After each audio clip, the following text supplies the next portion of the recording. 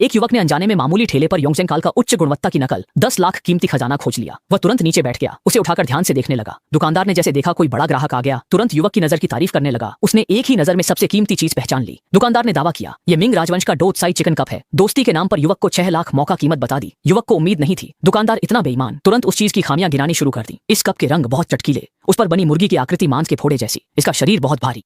ये तो बस एक आधुनिक नकल है।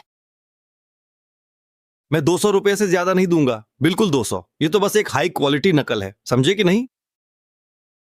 जैसे ही लड़का जाने को मुड़ा, दुकानदार ने उसे तुरंत रोका और मुश्किल से 400 रुपए में बेचने को तैयार हो गया। लड़के ने मौके को भांपते हुए खुद को घाटे में दिखाया और सफलतापूर्वक सौदा कर लिया। इसके बाद वह प्राचीन वस्तुओं की दुकान पर गया बेचने, पर उसे पता नहीं था कि यह दुकान एक खूबसूरत कॉलेज छात्रा के परिवार की है। लड़के ने अपना खजाना निकालकर कीमत लगाने को कहा, पर छात्रा ने एक नजर डाली पर पहचान नहीं पाई।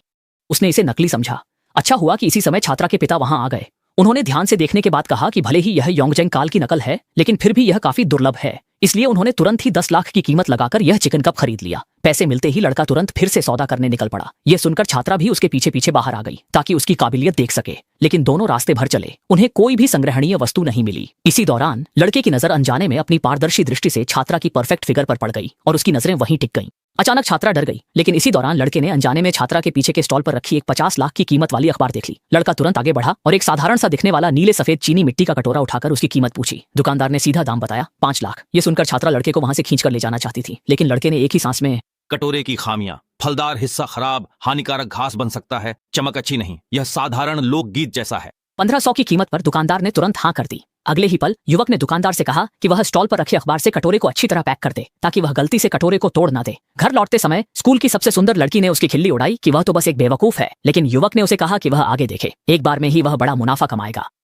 अगर तुम सच में इतना बड़ा मुनाफा कमा सकते हो तो फिर उस शेन की सबसे सुंदर लड़की का पीछा मत करना, मैं ही तुम्हारी गर्लफ्रेंड बन जाऊंगी। ये तो तुमने खुद कहा है, बाद में मुकरना मत।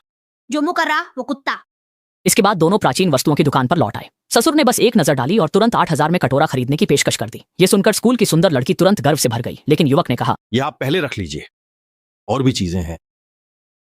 तुमने तो अभी अभी सिर्फ एक नीले सफेद कटोरा ही खरीदा था, और कौन सी दूसरी चीज है? हाँ।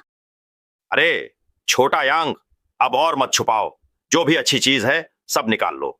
अगर माल असली और कीमती है तो हमारी लिनलांग झाई उसे ऊंचे दाम पर खरीदेगी।